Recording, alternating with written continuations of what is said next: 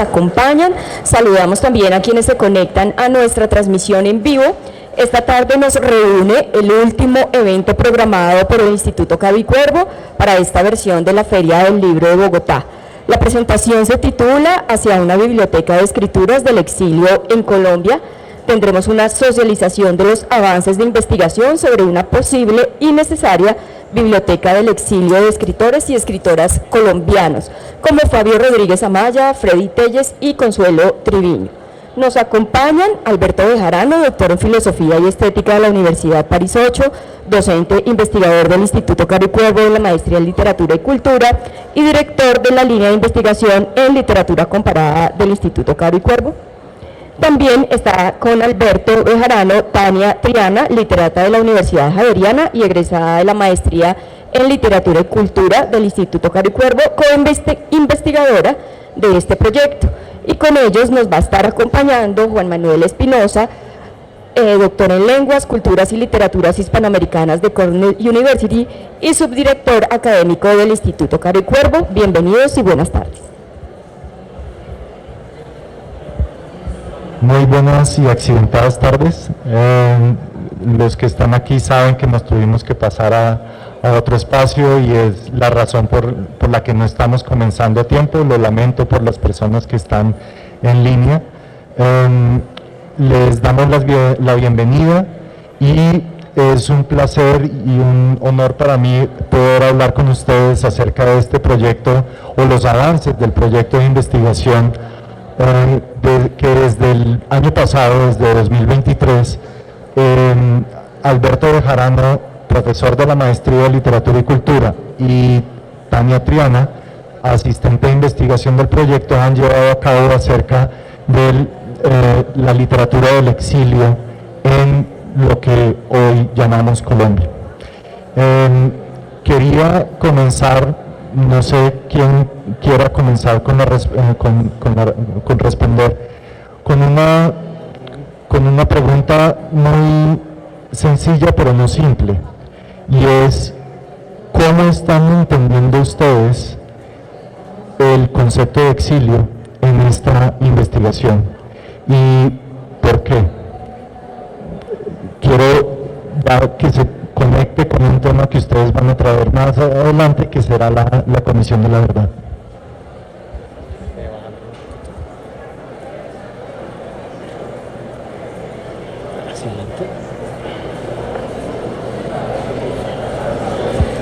Bueno, buenas tardes para todos. Muchas gracias por su asistencia, quienes están también virtual, en diferido. Bueno, un gusto estar compartiendo este proyecto que está en curso. Gracias al apoyo de Carmen Millán, la exdirectora del instituto que está acá con nosotros, la nueva directora Carmen Elisa, Juan Manuel, que siempre pues han apoyado esta idea. Bueno, nosotros venimos de un trabajo desde el 2017 sobre escritores exiliados en Colombia. Entonces primero iniciamos con los escritores no colombianos que escribieron en Colombia y pudimos trabajar varios años y aún no lo hemos terminado. El trabajo sobre Clemente Airó, fue un republicano español, editor, crítico de arte, novelista, cuentista, director de la revista Espiral, de la editorial Espiral. Hemos hecho una antología, artículos, ponencias y hemos tratado de impulsar con Tania dentro del instituto y por fuera también poder reeditar las obras de él e incluso editar las que son inéditas de un exiliado republicano español. Creo que en la historia de Colombia y sobre todo cuando se trabaja temáticamente, es el proyecto que nos han convocado a la Universidad del Valle, de una historia crítica de la literatura colombiana, se trabaja por regiones, se trabaja por épocas, se trabaja por autoras, autores, conceptualmente, a través de géneros literarios, pero creo que un tema que ha sido poco abordado es el exilio. Tanto los escritores y escritoras colombianos que tuvieron que irse en algún momento, desde la época de la independencia, empezando por Antonio Nariño, hasta la actualidad. Esa definición del exilio, por un lado, es una definición política que tiene que ver con el peligro de estar en el país, bien sea por una amenaza directa de grupos al margen de la ley o incluso de fuerzas estatales cuando ha ocurrido, bien sea una amenaza indirecta como puede ser, por ejemplo, la censura o formas de represión o de coartar la libertad de expresión que hacen que un escritor o una escritora decida irse, ¿no? Entonces ese es el primer punto, que no siempre es una definición jurídica, de hecho es algo muy problemático y ahorita lo va a comentar también Tania en el informe de la Comisión de la Verdad, porque el capítulo sobre el exilio recoge justamente un primer intento de acercarse a miles y miles de víctimas del conflicto armado fuera del país.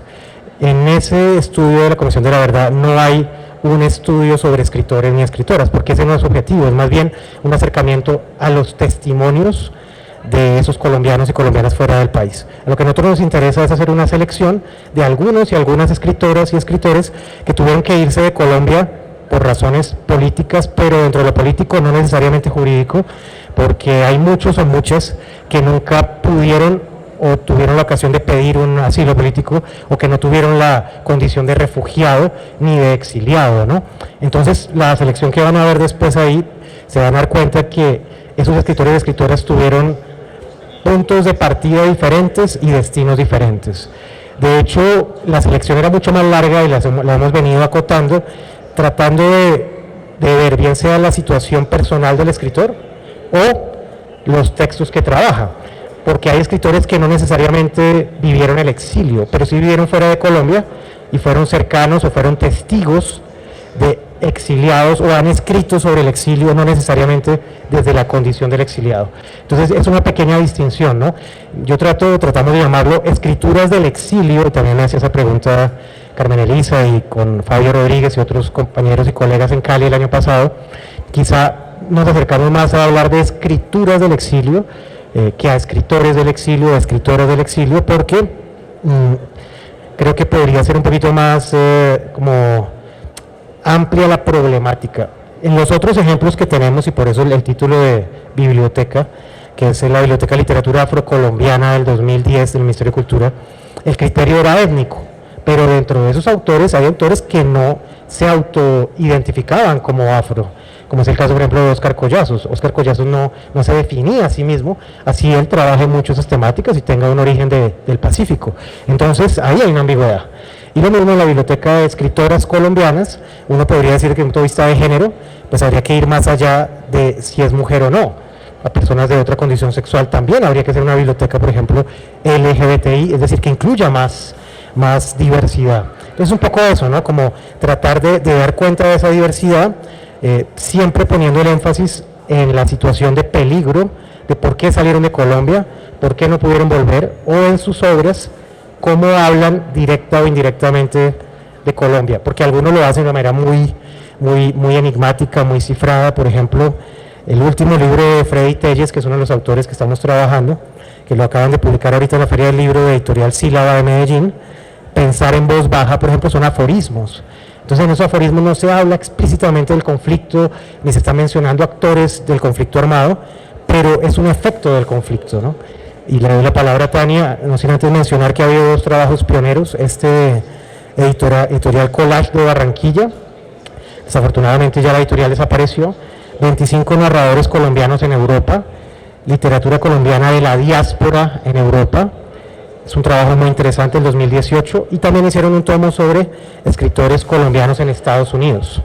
Y el trabajo que ha venido haciendo muy en la sombra Lucía Donadío con la editorial Sílaba de Medellín, de autores como Mario Camelo, que descubrí gracias a la editorial, Freddy Telles, Consuelo Triviño y otros que hablan desde o con el exilio. Yo creo que es un poquito ese matiz que vamos a ir hablando. Bueno, buenas tardes a todos. Un poco respondiendo a tu pregunta y también comentándoles sobre el proyecto, nosotros trabajamos muy de cerca con el informe de la Comisión de la Verdad, específicamente La Colombia fuera Colombia, y ahí ellos mismos tienen problemáticas definiendo el exilio, porque es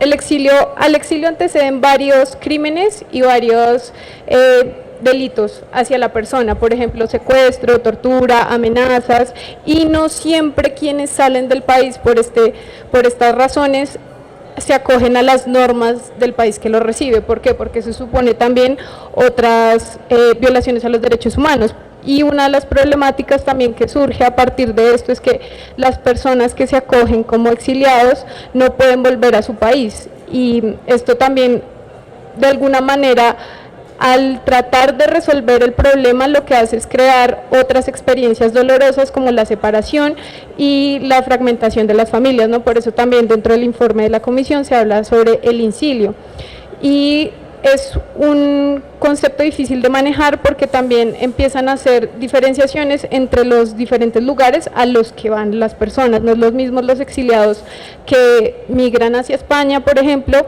que a otros lugares europeos, como por ejemplo Alemania, Inglaterra, en los que también se enfrentan a la barrera del idioma.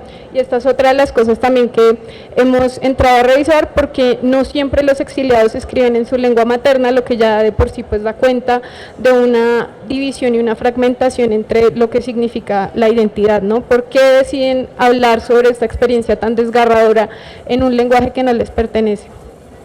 Entonces, lo que hemos también buscado es encontrar en los textos que vamos encontrando y recopilando otras formas de definir el exilio a partir de la misma experiencia de las personas, que también contribuyen y complementan lo que pues ha hecho la comisión.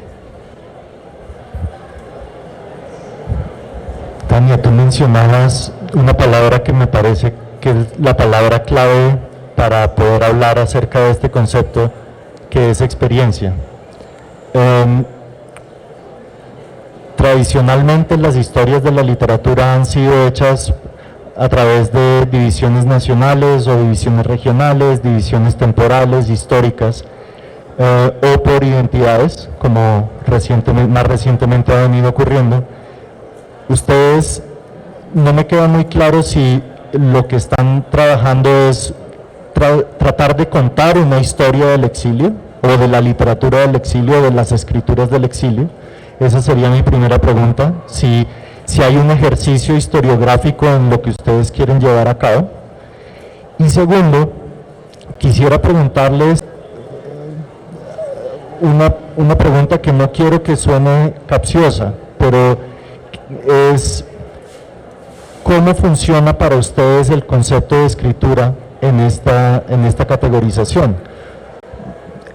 ¿Solamente lo están trabajando desde el punto de vista de la representación del exilio en los textos, o hay un trabajo más profundo que creo que es por ese lado? Pero me gustaría que nos contaran un poco más acerca de esta experiencia del exilio a través de la palabra escrita y a través del ejercicio de la escritura.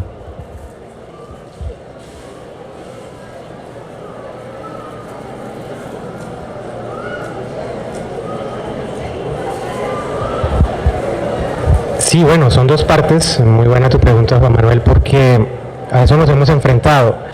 En esta selección, que bueno, está un poquito difícil de ver acá, tienen que verla con ojos de niños acá en la sala infantil. En esta selección justamente privilegiamos textos muy eclécticos, muy experimentales. El faro que yo sigo sobre todo es Freddy Telles. Freddy Telles es un filósofo, estudió en la Nacional, se exilió en los años 70, fue militante del M19, después hizo un doctorado en Francia, en París 8, donde yo también estudié. Hizo un doctorado sobre Spinoza y Marx, publicado en la Universidad de Antioquia. Novelista, aforista, escribe diarios, muy a la manera Pascal Quiñar, Italo Calvino, Bolaño, una cosa así muy rota a los géneros. Y sobre todo, creo que el texto que más nos ha orientado, y también hay otras compañeras y compañeros que están acá o en la transmisión, porque esto es un trabajo muy colectivo, muy colaborativo. Con Tania llevamos 7 años trabajando, y con ella trabajamos mucho lo teórico, lo crítico, lo historiográfico, los archivos privados, públicos.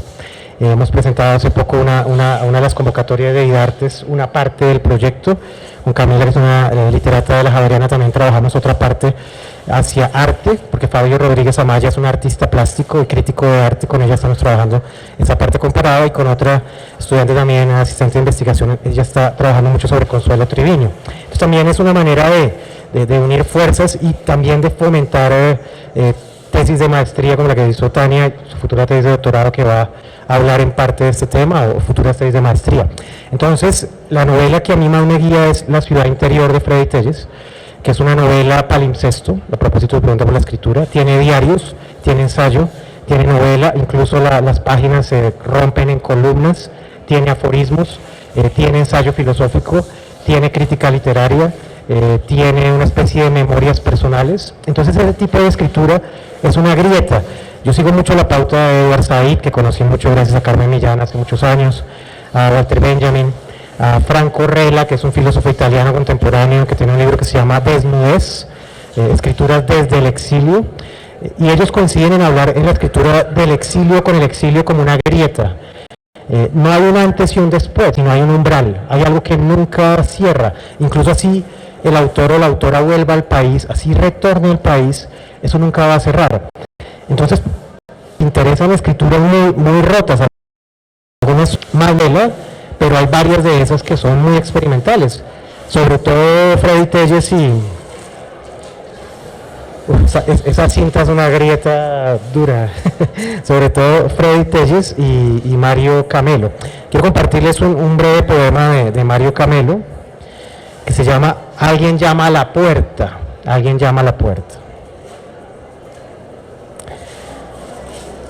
Tras la ventana no hay nadie, tras la ventana debe ser el estío, pero todo se halla velado, la luz se agota. Entre ráfagas de viento que todo arremolinan, Rilke cuenta las sombras del otoño, escribiendo cartas interminables. Silencio. Salvo yo, quien se escucha. Esa es la línea conductora, ¿no? Esa menciona escribir cartas interminables. Buena parte de lo que nosotros estamos rastreando es inédito o no está escrito en español, como el caso de Fabio Rodríguez Amaya, que ha escrito varios libros sobre el exilio en italiano, que no están traducidos, que no están publicados, o hay muchos cuadernos personales de ellos o de ellas que el público no conoce.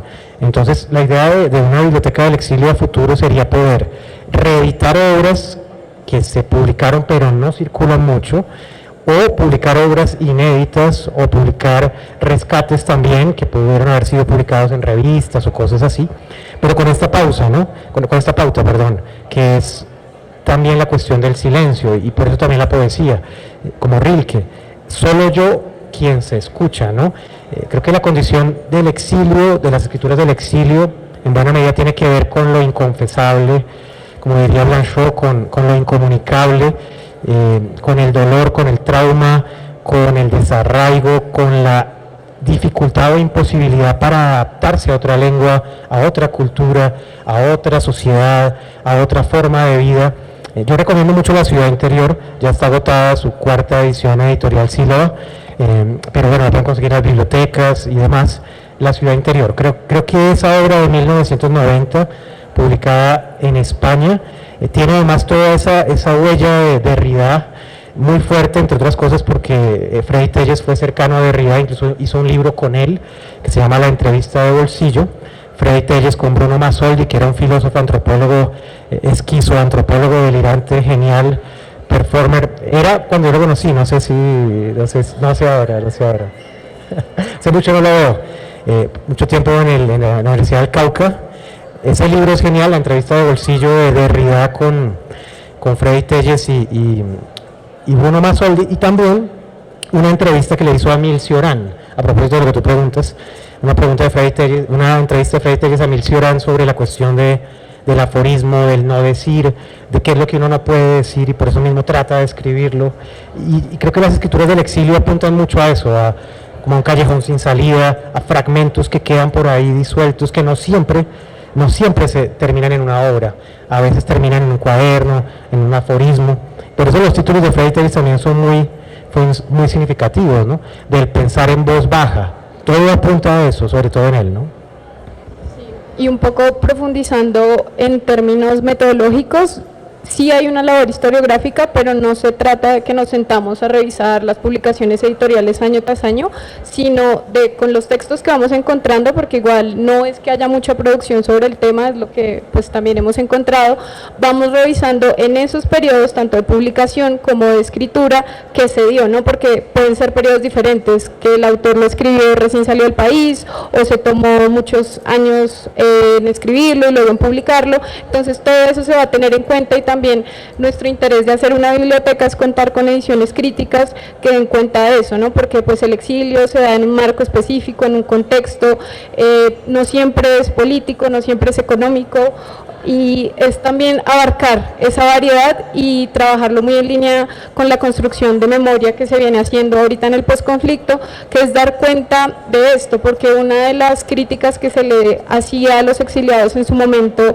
fue que ellos huyeron y que de alguna manera respetaron esas consignas políticas que empezaban a abarcar, pero también es una violencia y se sufre en esa distancia, y es lo que queremos recuperar, ¿no? A partir del reconocimiento y también en diálogo con los autores, porque de hecho uno de los puntos que tenemos en el proyecto es hacer un coloquio sobre el exilio virtual para que estén diferentes voces en diferentes partes del mundo. Entonces se trabaja como en diferentes líneas temporales para dar cuenta pues en lo que no sea posible de lo que hay detrás también del texto y lo que incluye el texto, porque no siempre los autores que hemos elegido pues son exiliados, ¿no? Determinados jurídicamente, sino que pues se dieron del país o de pronto conocían a otra persona. Entonces sí es un fenómeno muy complejo que hemos estado construyendo, y pues metodológicamente nos ha requerido diferentes aproximaciones, pero ha funcionado porque pues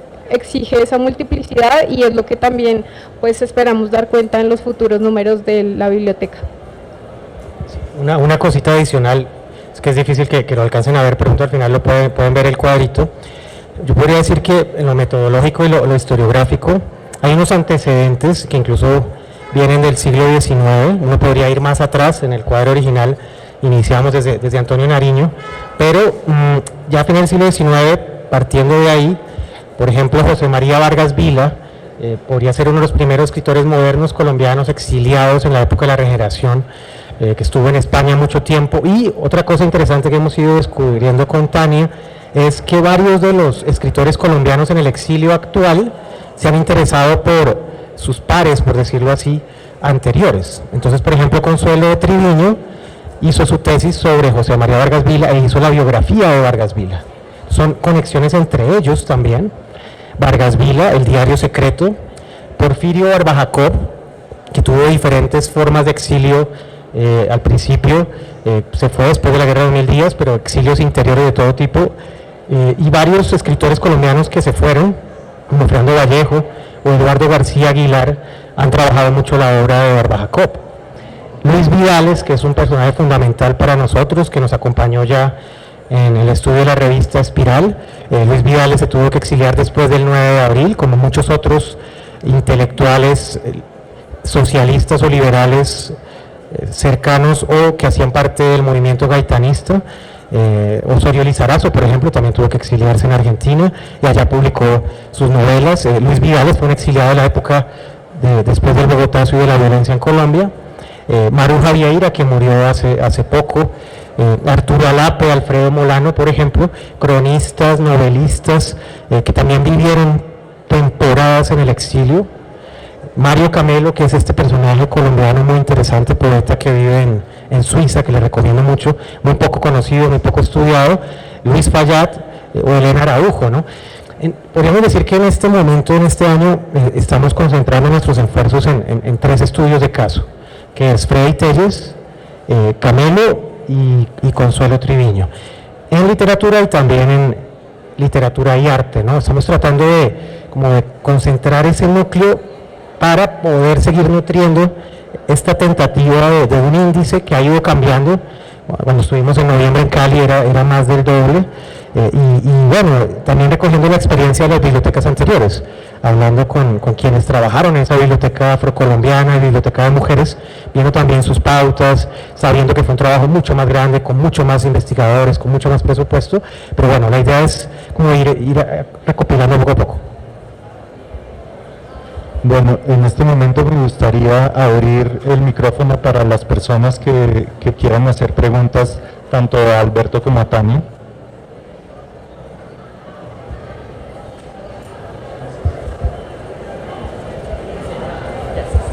Buenas tardes, ¿cómo están? Yo tenía una pregunta y es, ¿cómo llegan a cada uno de los autores y de los títulos? ¿Cuál es el ejercicio? Porque me ponía en la posición de identificar cómo yo haría para identificar obras de escritores colombianos exiliados. ¿Cómo es el ejercicio? Supongo que parte de una premisa de lecturas previas, pero ¿cómo es eso de lograr ir conformando una bibliografía de esto?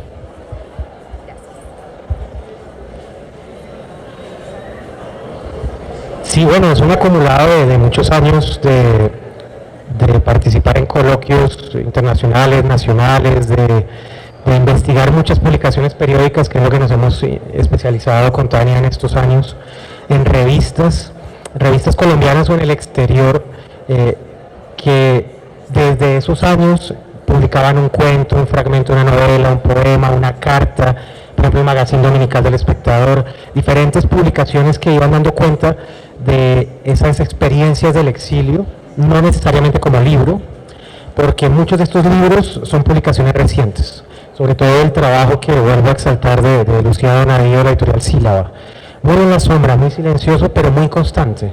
Es un catálogo donde se concentra la mayoría de escritores y escritoras colombianos fuera de Colombia, en el exilio o no, más allá del exilio, ¿no? Entonces, por ejemplo, el catálogo de Sílaba, y hablar con muchos de ellos, por ejemplo, Julio Laciregui, desde que yo me hice amigo de él en el 2017 en un coloquio de literatura comparada en la Universidad del Valle, a partir de ahí el contacto con muchos de estos autores o autoras facilita también que nos hablen de otros escritores. Entonces, por ejemplo, a través de Fabio Rodríguez Amaya en Cali en noviembre, él me habló de Mario Camelo, quien yo nunca había escuchado, no lo había leído.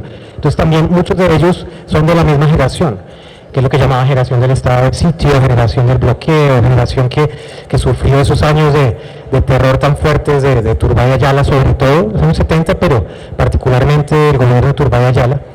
Muchos se habían ido o se fueron en ese momento, entre el 75 y el 81. Entonces muchos son amigos que se conocían de Colombia o que se conocieron en Europa. Entonces hay una red, como este libro, la mayoría de ellos son de la misma generación. Entonces también yo siempre resalto y agradezco siempre al Instituto por impulsarnos y facilitar nuestro trabajo de ir a coloquios, de poder investigar. Realmente la gran fuerza y la gran ventaja del Instituto Caricuervo es que nosotros podemos investigar. En la mayoría de universidades los profesores tienen que dictar mucha clase y mucho trabajo administrativo y no tienen tiempo para investigar. Nosotros en estos 10 años, gracias a trabajo coordinado de ustedes, hemos podido ir a cientos de coloquios nacionales, internacionales, virtuales, ponencias. Tania y yo hemos hecho muchos artículos juntos, ponencias juntos. Entonces ahí hemos podido entrar en contacto con mucha gente que de otra manera no, porque la mayoría de cosas, como lo hemos dicho, no están publicadas en libros.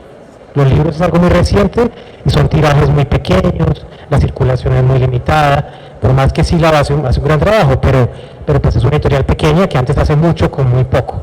Entonces es un trabajo de movilidad, de mucha historia oral, de muchas entrevistas, de muchos encuentros, yo diría etnográficos, literarios, salseros, porque muchos de ellos también les gusta mucho la salsa y en los espacios hemos podido aprender mucho también. De hecho, hay un libro genial que se llama Cuentos de Amor, Salsa y Dolor, de muchos de ellos, sobre la experiencia de la salsa en Colombia y fuera de Colombia, a partir de dejar Colombia. Julio Laciregui, Roberto Burgos Cantor en su momento, no porque fuera exiliado, pero porque hablaba también de esos espacios, ¿no?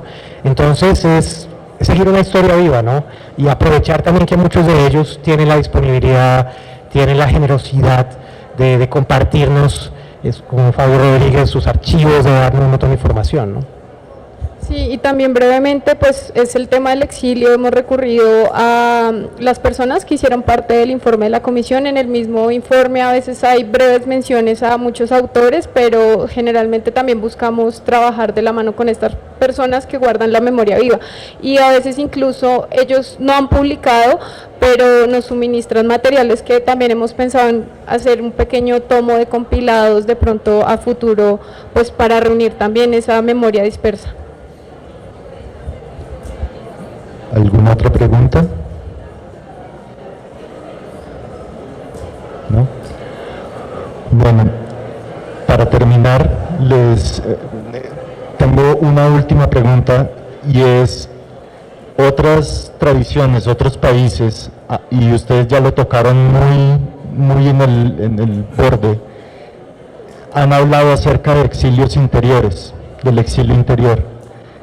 Me gustaría que Tania, Alberto, nos pudieran contar un poquito más acerca de, a través de esta investigación, si han podido encontrar maneras de denunciar las particularidades de ese exilio interior en el caso colombiano. Por exilio interior, ¿te refieres migraciones? Bueno, el exilio interior, por ejemplo, en el caso de España, después de la guerra civil, es personas que no salen del espacio nacional y se quedan adentro, muy en contra de lo que está ocurriendo en ese momento y en un perpetuo silencio, o escribiendo sin publicar, o que si han encontrado algunos casos de ese tipo en el entorno colombiano.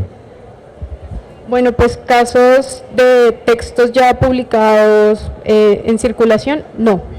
Pero sí hemos encontrado diferentes casos. De nuevo, yo remito siempre al informe de la comisión, que es uno de nuestros materiales primarios. Ahí se habla mucho sobre este tema, porque igual aquí el desplazamiento también se presenta como otra violación a los derechos humanos. Entonces, ahí viene otra vez el tema de lo complejo que vienen siendo las definiciones. Pero sí hemos encontrado personas que no pueden regresar a su lugar de origen, y eso también fragmenta, porque si bien no es un exilio como se conoce generalmente, jurídicamente, internacionalmente, sí hay una fragmentación de la experiencia que destierra a la persona y la hace salir de su cotidiano, lo cual también exige y causa otro tipo de violencias, ¿no? Personas que no tienen a dónde llegar, que les tocó irse un día a otro, y de hecho dentro del mismo recorrido del exilio a veces se encuentra ese desplazamiento, que poco a poco tuvieron que salir, no sé, de Cundinamarca o Boyacá hasta desplazarse a las fronteras, y nunca pensaron en exiliarse, pero llegaron pues a Ecuador, a Perú, bueno, y ahí empezaron a bajar también.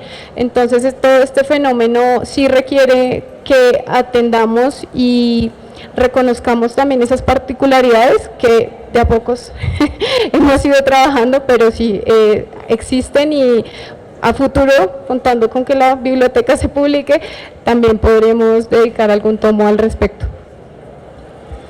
Sí, pues yo pienso en Roberto Bolaño, ¿no? Porque el exilio interior creo que es una condición de casi que sine qua non del poeta mismo, ¿no? Bolaño nunca se autoidentificó como exiliado, nunca pidió papeles en México ni en España como exiliado. Hubiera podido hacerlo porque él fue víctima de los primeros días del golpe de Pinochet, incluso estuvo preso unos días, pero nunca lo quiso hacer porque era muy reacio a la situación que se vivía entre algunos exiliados latinoamericanos en Europa en la época, que, por decirlo con mucho respeto a algunos, como que sacaban provecho de una condición que podían haber tenido o que no tenían para beneficios jurídicos, políticos, económicos. Y Bolaño era muy crítico incluso de la literatura, como diría Luis Ospina, en la época de pornomiseria, ¿no? Como de usar el exilio, usar el sufrimiento o la violación de derechos humanos para ganar un premio o para tener un reconocimiento.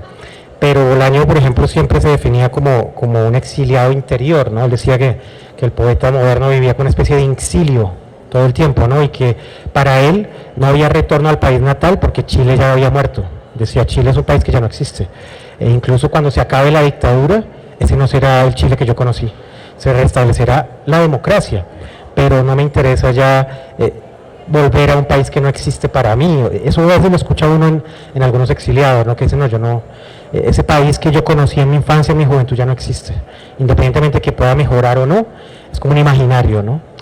Y bueno, me gustaría cerrar con un pequeño fragmento de La ciudad interior de Freddy Telles, cuando él está hablando de un contraste de sus caminatas en París y en Bélgica, en Suiza, tratando de ser un profesor universitario latinoamericano en Europa con todo lo que ello conlleva de dificultad, y una especie de reflejo que llega de su sombra en Bogotá y de su juventud en Colombia antes del exilio. Esto es de La ciudad interior de Freddy Telles.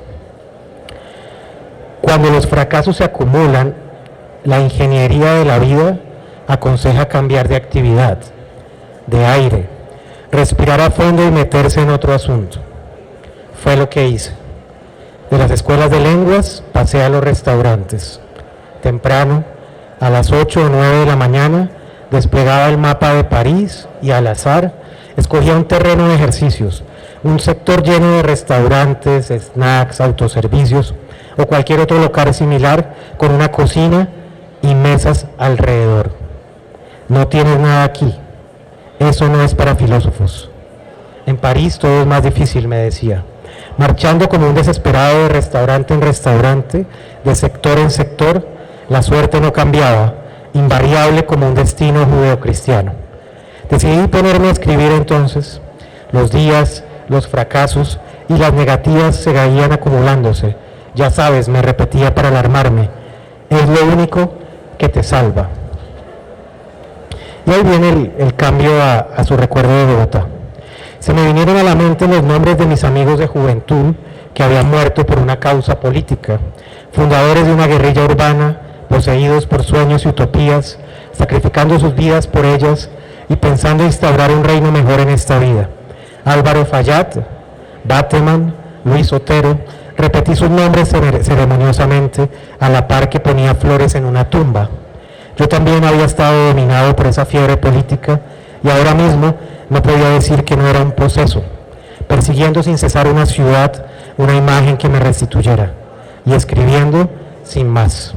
Toda creación es esto, la posesión de algo que nos domina, nos quema con lentitud el cuerpo, dejándonos entrever momentos de gloria, alegrías que buscamos por pura compensación. Fin de la cita. Yo creo que es un poco eso la experiencia común de muchos de ellos con sus diferencias.